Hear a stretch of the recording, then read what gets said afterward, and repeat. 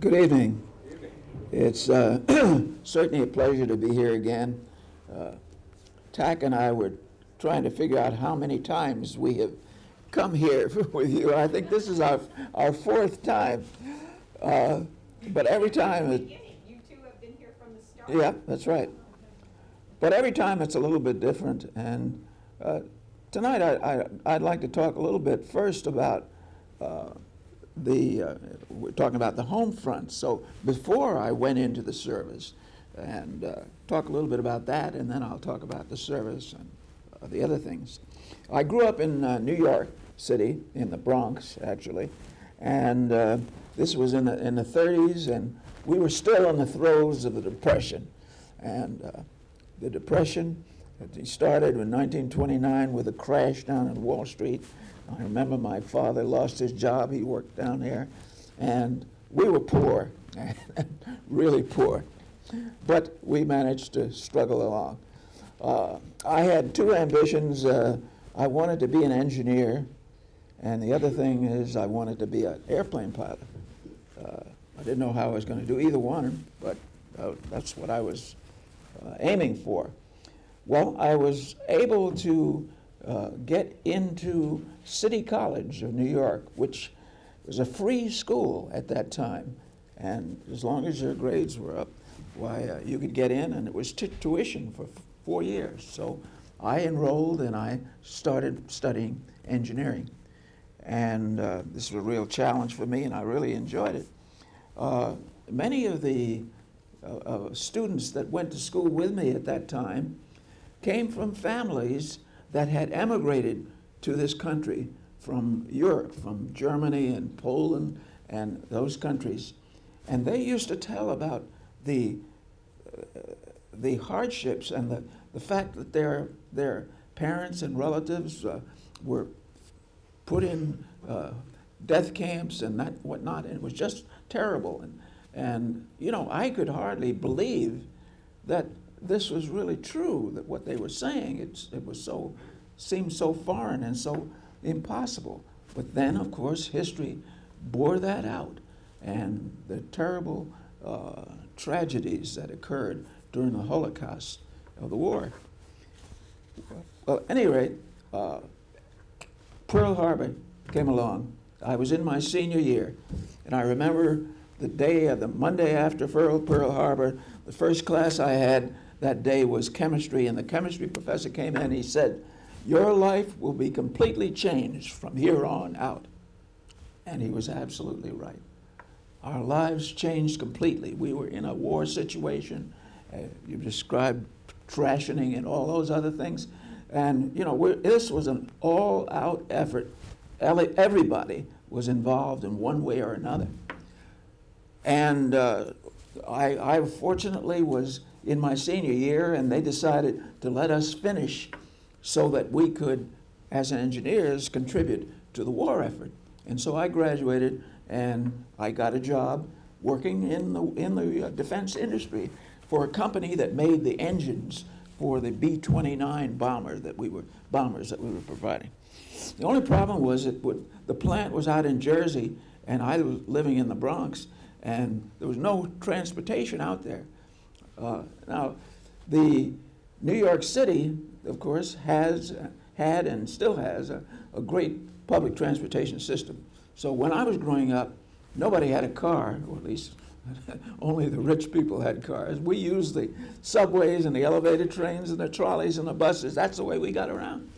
And so it didn't hurt us a lot that they instituted gas rationing and that sort of thing, because we had transportation.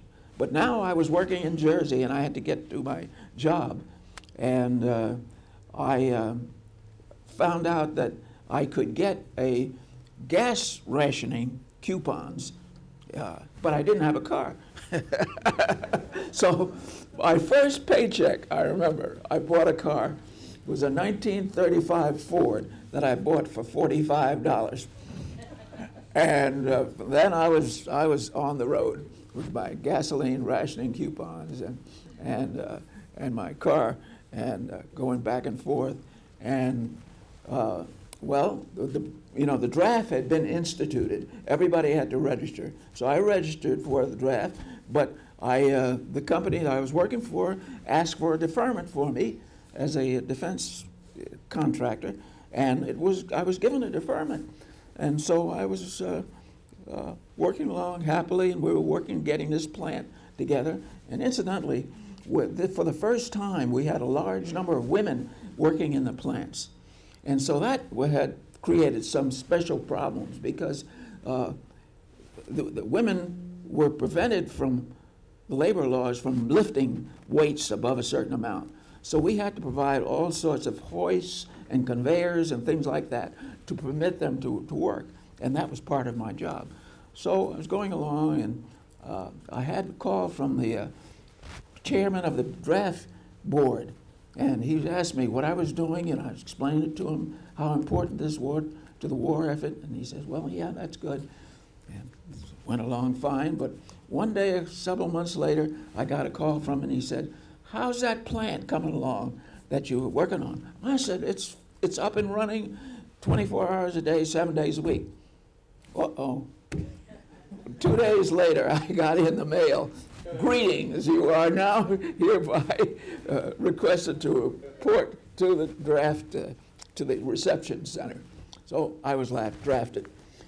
And if that wasn't bad enough just to be drafted, they sent me, and here I am. I've grown up in New York City.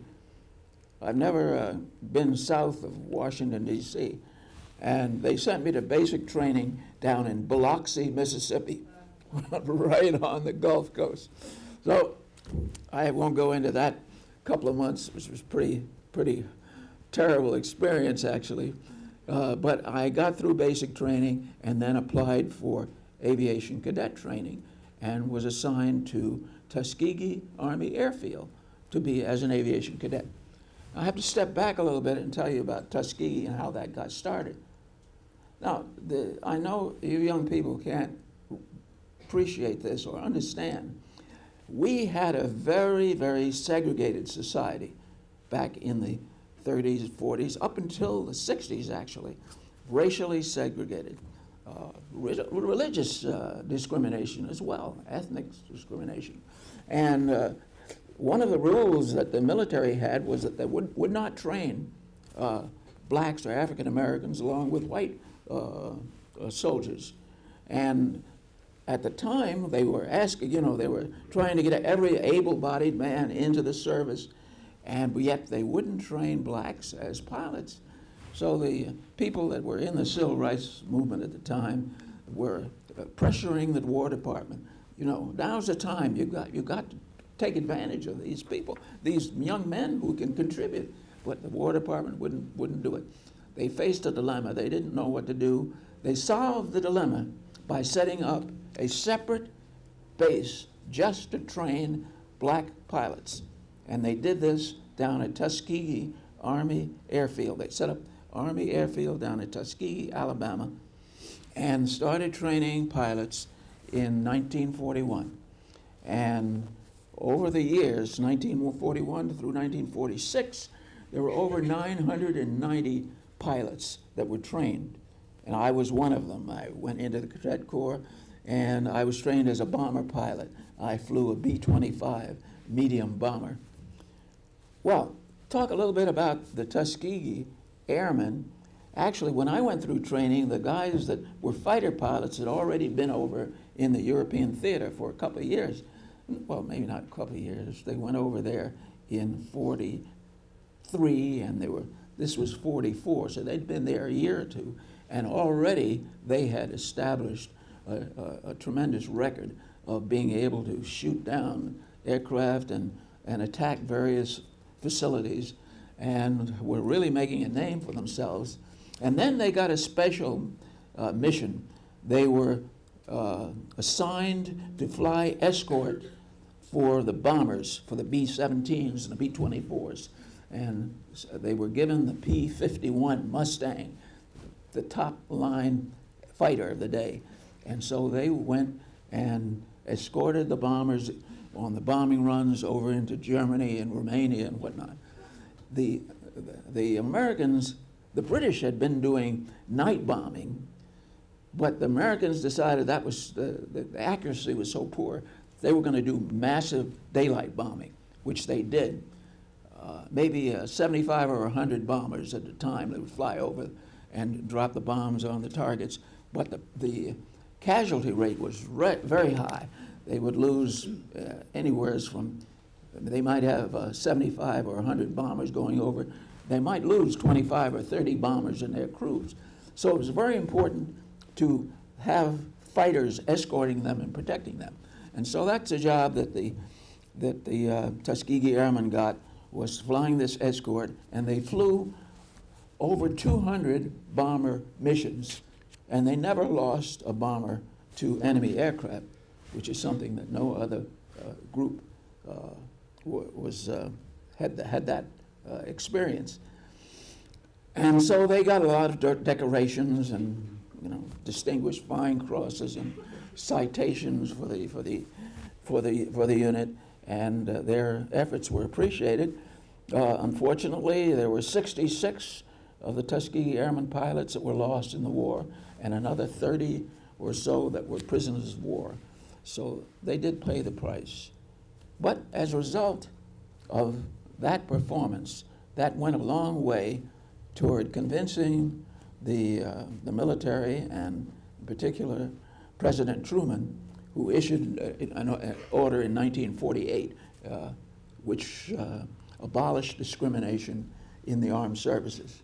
And of course, today our armed services are, well, everyone is a part of the armed services. There's no discrimination, and men and women serve.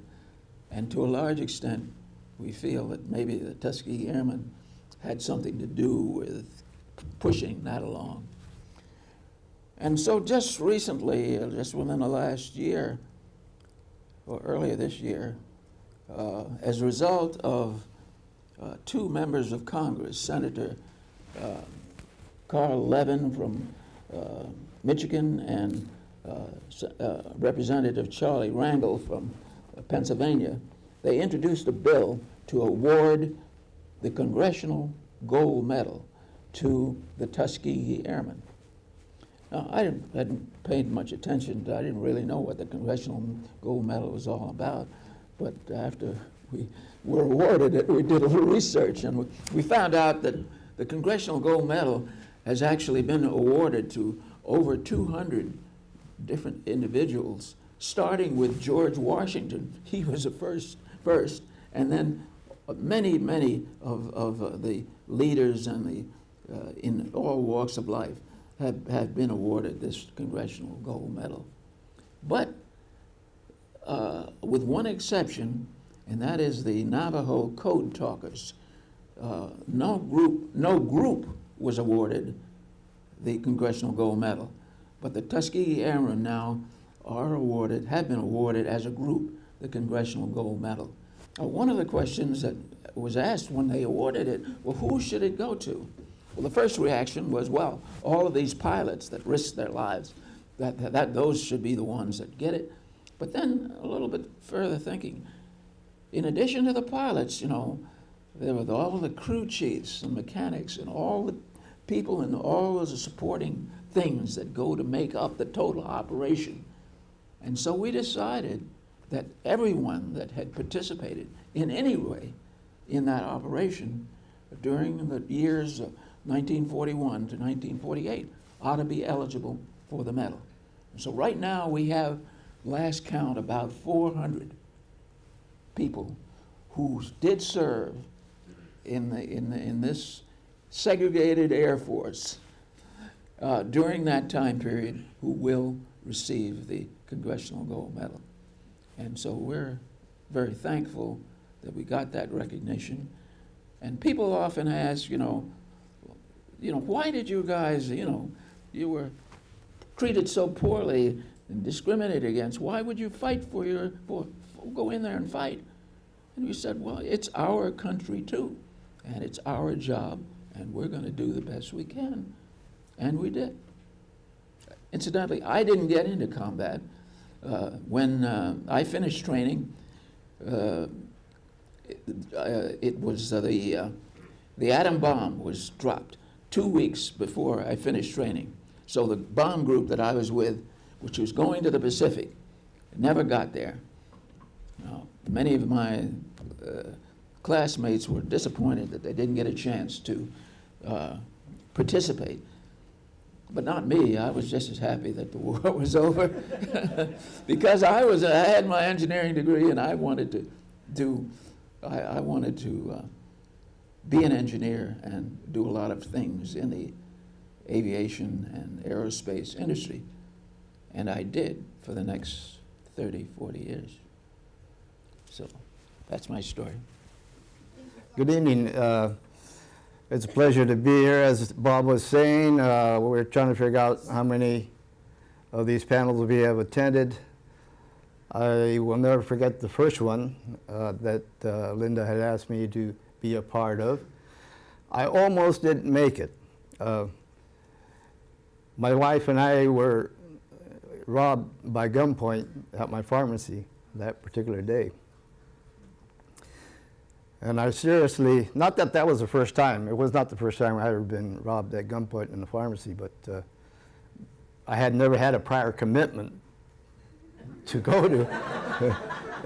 and so I almost backed out, but I can sincerely tell you that I'm glad I made it. You got me through a rough day that day with the students and the panel. You know, it's surprising that I can relate so well to all the panelists here. Chuck in his days, because I grew up on a farm. I was raised in Encinitas, where the YMCA is now across from the Ecke farm.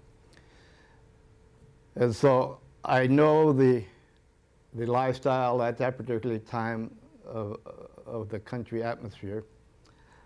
I can relate with Pat also, because the blackouts, and Joan, of course, I can relate to because I did end up in Chicago for a while. So that being said, I will try to get into and let you know what my experiences were during World War II. I would have to go back, like as I said, I was born in San Diego Mercy Hospital. I was raised in Encinitas. My dad, I found out not too long ago, my family was part of the first Japanese family in the Encinitas area. And I say that because when Linda gave you this trying to right a 58-year wrong, it has me graduating in 43, but actually I graduated in 45. I was the first and only Japanese American to graduate San Diego High School through special red tape clearances. I was able to, because that was my goal as a youngster, to graduate San Diego High School. And through the kindness, and this is where I regained my faith in people after my experience of being taken away, to have the community let me come back and fulfill a wish. I distinctly remember December the 7th. We had just picked squash, was packing squash, and somebody came over and said that Pearl Harbor had been bombed. Well, as a 13, 14-year-old, I had no concept of where Pearl Harbor was. I know that it did not particularly startle me or worry me. I'm sure my mother must have been, but being a stoic Japanese, as Japanese are known to be, she didn't express any feelings one way or the other. But this one particular event was going to change the lives of 120,000 people. There is one thing I would like to clarify now, is that the evacuation was predicated on the thought that we, the Japanese, were a military danger, that it was a military necessity that we be taken away from the West Coast. I refute that, and reports that have been written since also refute that. It was socially a different reason, and I will go into that because I'm here not to talk politics particularly, but if anybody really wants to know what my take is on that, I'll be more than glad to explain it during the question and answer. In any event, here we were. All of a sudden, I had grown up, I thought, a relatively normal childhood, in spite of the fact I had an Asian face, which I didn't even think about. I had Caucasian friends. There weren't that many Japanese in our community here. We were accepted everywhere as citizens of the country and as a town. We were well accepted. We did everything what other kids did, except being on a Japanese farm, which I realize now after so many years, it's amazing what some things will do. It prepared me for this ordeal. Personally, it prepared me for this ordeal that I was to undergo when we got evacuated. As a farmer's son, and my parents were not able to own land because of the Alien Act, and we were expected to help out in the family because we were certainly not rich, but we were not poor because we didn't know what poor was. We accepted the fact that we had what we had. As a child, you're expected to help with the family. So at the age of about 8, and as Chuck was saying, my duties as a farmer's son, get up 6 o'clock in the morning, feed the horses, feed the chickens. We didn't have any electricity, so my job was to clean the kerosene lamps in the chimneys and get it ready for that evening. We didn't have indoor plumbing. We had outhouses, like Chuck says. We did have an ice box, as Chuck says, and he explained it very well.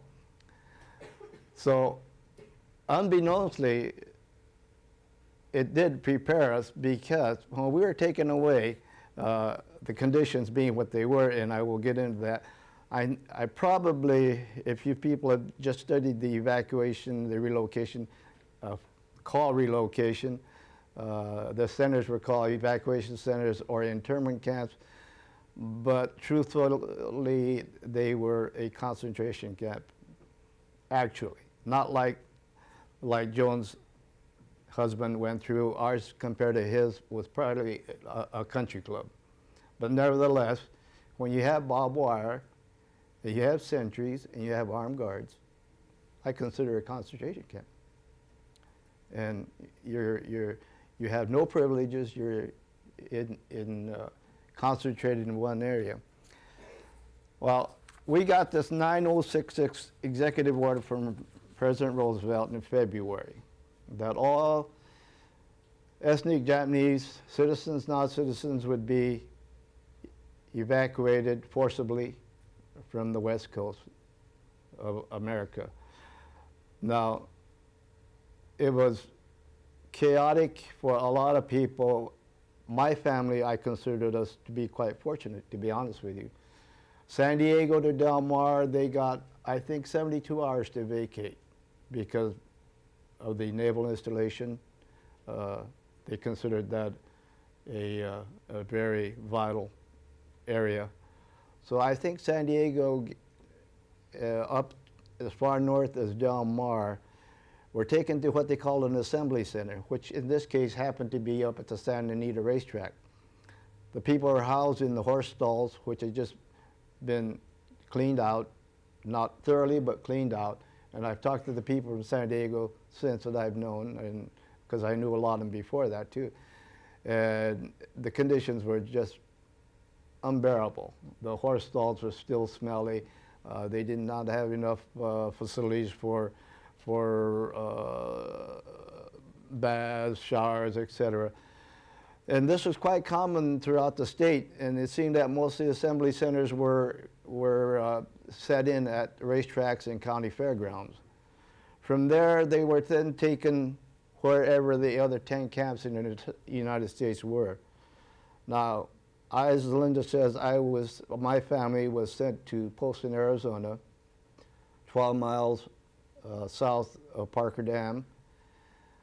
I vividly recall the day that we were told to report. And you know, I'm sorry, I got to regress a little bit.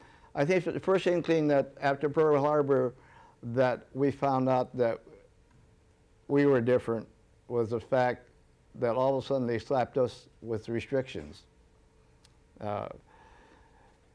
We had a 7-mile travel radius and a 7-mile or 7 o'clock curfew. So for some, it was not too bad. If you lived 7 miles away from school, you didn't have to go to school, theoretically. But I think eventually everyone did. Some of the bizarre things that came up was one of the things that we came up with was as soon as Pearl Harbor had happened, I recall that the FBI, the local police, the immigration all came and plucked out a lot of men right out of the field, so they must have had a dossier on people they thought were dangerous. And if you were associated with any Japanese organization, whether it be a farmers group or whatever, you were targeted as being a possible suspect. So they came out and they picked them, and these fathers and these brothers weren't even given the chance to say goodbye to their family. They put them right away into the cars and took them away. FBI came through all our houses, checked, make sure without a warrant, they came through. So you see, we lost a lot of our citizens' rights. And we, as Bob says, a lot of people ask us, so why did you do it? I mean, why didn't you protest? Well, one thing you do have to remember is our parents were not citizens. And culturally, the Japanese people are very, very attuned to authority, and they do not question. And besides, most of us weren't of majority age anyway, as my folks had wanted to be landowners, and we got the 9066 order in February. We were taken away in April. My brother would have turned 21 in May, so we would have been able to buy land. We were taken out of the Oceanside train station, 6 o'clock in the morning, approximately 6 we were to report. We could only take 1 suitcase per person. A lot of people didn't believe this, and they brought extra. And when we left the station, I looked out the window before they made us pull the blinds down, and I saw so many things left behind. I don't know what happened. If it happened, what happened to a lot of households in that where everyone knew that you were going to be taken away, and they offered little of nothing for whatever you had. We sold everything, stock, home equipment and everything, to a gentleman in Del Mar. I mean, not Del Mar, Carlsbad. And when we came back, we found out that what he had paid, he had made up within 3 weeks, because that was prime time of our strawberry crops. We boarded a train. Destination was not given. We had armed guards in each car. Blinds had to be pulled down, and we didn't know whether it was for protection, so some said, but we didn't know whether they didn't want us looking out to see where we're going, or they said that they didn't want people to see us in there because there might be some violence incurred there. We rode for approximately, gosh, a couple hours. I guess it seemed like forever, but we stopped at a siding somewhere out in the desert, and they let us out and gave us a box lunch, which was kind of interesting because here our staple is rice, and they gave us bread, and we're lactose intolerant. They all gave us milk, and so we really couldn't tolerate that. But a scary incident there. Rumors, as you know, always fly, and rumors flying that they're letting us off, so they're going to shoot us.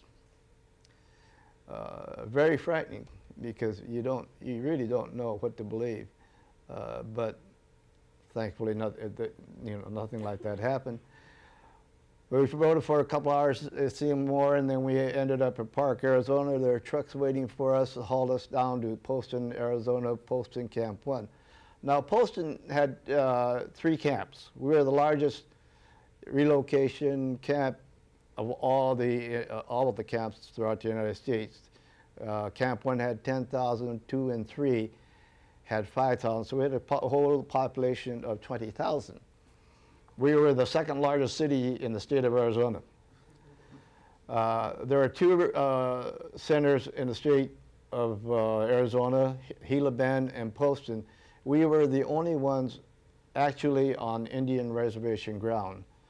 All the others were on federally owned land, and the most godforsaken place you could be at. All of them. You talk to all the internees, and they will tell you the same thing. It was just where people normally wouldn't be. The barracks are 100 feet long, about 25 foot wide, 4 rooms to a barrack. If you're lucky and had at least 4 people in your family, you got 1 unit. There were cases where young couples had just gotten married, and since there was only 2, they got stuck in with total strangers in the same apartment. The barracks, as I said, were tar paper covered with lath siding. The floors were, the lumber was so green, the floors had cracks in them that you could slip a book through. Knot holes in the wall, so we learned to go to the mess hall and take these little tin cans from the cans and plug up the holes so we have some privacy. We didn't have the only thing they had in there was 1 light bulb and a cot, a steel cot, an army cot, really, basically. And in order for the first night or for the first month and a half or so, or even longer than that, we had to put in what they called a tick mattress. This was a mattress that had a slit in it, and in the middle of the quad, they had an enormous, huge mound of straw. And we packed that, and that was our mattress for, about 3-4 months, I guess, before they finally gave us Army issue mattresses. There were 60 blocks to a camp in ours. There are 13 barracks to each block. Now they were designated as blocks. A common mess hall, a common toilet facilities, and which is very, very hard to get used to for especially the women. Now I said that my farm life had prepared me, probably unbeknownst that it was going to be handy for me to have experienced that. But the ones I really felt sorry for were the people from the city. We had people in our camp from Los Angeles, Terminal Island, up north as far as Monterey, Bakersfield, Imperial Valley, Salinas, and the San Diego people ended up in Camp 3. Camp 2 was mostly Central California. But the ones I really felt sorry for were the people from the city, because, you know, they had just been taken away from a home that had a shower, all the modern facilities.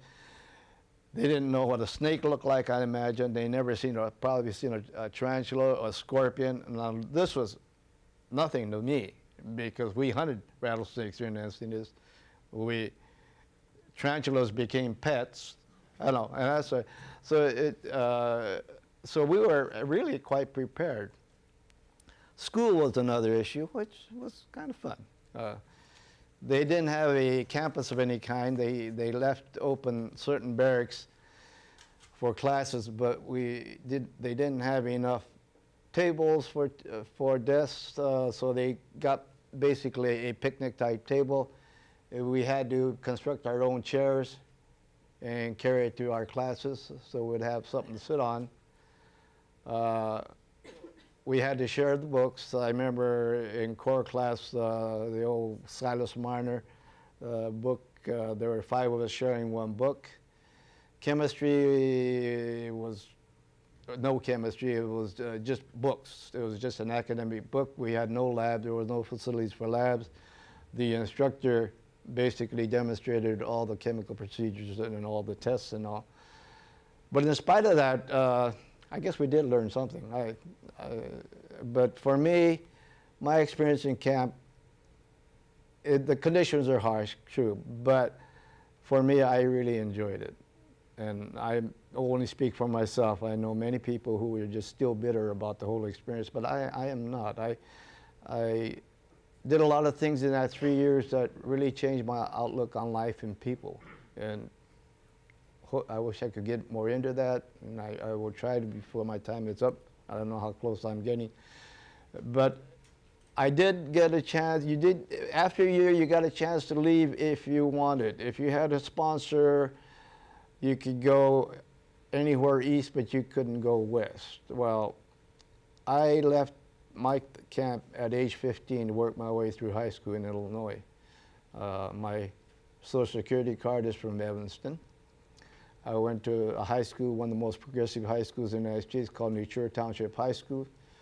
I was hoping to go to Northwestern to become an MD, but all best laid plans change, and mine drastically changed. I had a great experience in Chicago. People were just super. You don't really appreciate until you lost your freedom how good people can be. So in Chicago, they were just great to us. They accepted us for what we were and what we looked like.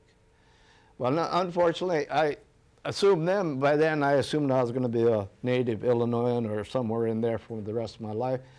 But my brother got drafted out of the camp, as many of the young men did. A lot of the men volunteered. And as Bob says, we're very, very proud as Japanese Americans of the segregated Japanese American regiment that went on to become the most decorated unit in the annals of the Army. But when I was in Chicago, I was getting ready to, my brother got drafted. I was supposed to meet my mother in Colorado. And the day the day before I was to leave, I got a wiregram saying my dad had died. So my sister and I returned back to Arizona. And in that 8 months that I had been gone, it was astounding how even the camp had changed. The people had put in gardens and put in landscaping, and they really beautified the desert arid area. I bring many memories of things that were unknown to me, especially culturally, and I hope someone asks me because I'd like to tell them about what I saw culturally, but I want to go on with time running short. What other things happened to me in about November or December of 1944, they opened up the West Coast back up to us Japanese Americans to return if we wished. Now, my wife of 57 years spent her whole 3 years there, or in her family did. Many of them did. Others, like myself, did leave. I had a Caucasian teacher at San Diego High School who was taking care of a Japanese family's nursery in Encinitas, in Lucadia.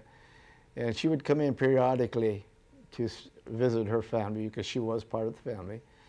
And I would run over there as soon as I found out she was in camp. And we always referred to it as camp. And I spoke to her and I asked, about all my classmates whom I had started grade school with. And I said, it would certainly fulfill a wish if I could graduate my class. And she took this message back to the principal and vice principal. And as I understand it, they took a vote on this. And they all approved. They said they'd welcome me back, and indeed they did. And here again, restored my faith in people, and especially the community, because the community had to know I was there. I was staying with a teacher in Vista. So I had to get cleared through the Vista School District in order to attend San Diego.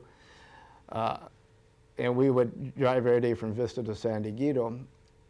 And I had not one incident as a student, and I know the whole community knew that I was back in town, so to speak, because obviously the children went back. On Easter vacation, Easter break, I went back to visit my mother in Poston, and the Friday night I left, we got a threatening call saying that if they didn't get rid of me, they was going to burn us out.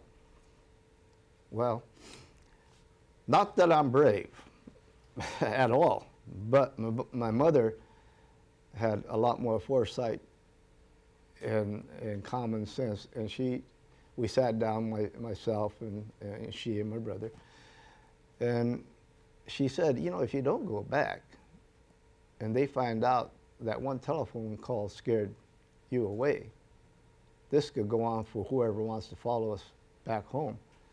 And so I returned, and thankfully there was no incident, nothing happened. That was just a one sole incident that it came about. So I graduated San Diego High School, and at the time, as I said, my brother had intended to go back into farming, but the San Diego market, and Paul Leckie would have leased us land, I know, but the San Diego market said they felt it was a little bit early for us Japanese to start handling Japanese grown produce. So they suggested we wait a year, and then that was another chapter of our life. My brother and I both left the area, and we both went on to college. He went to Cal Poly, San Luis Obispo. I went into service, and as it was known, the GI Bill carried me through. Unfortunately, that was for occupational Japan. I thought hopefully get an extension for the Korean War, but I did not. And so I had some GI Bill left to go to USC and became a pharmacist. And then from there, and I know your class has talked about discrimination and prejudice. Well, the end of the camp reliefs did not stop, unfortunately, that part of it in many ways. It went a good 10 years beyond that, and those are some other, but that has nothing to do with my experience in camp. I did, as I said, in camp, all I had to do was play a lot of baseball. Being at 14, got to meet a lot of nice young ladies. The hormones were beginning to come forward, obviously.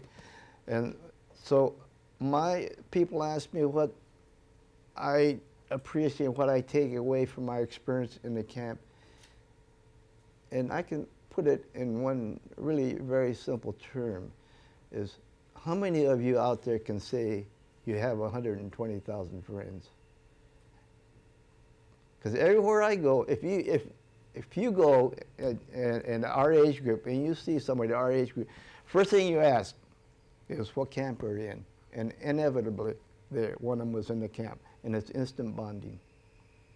I thank you.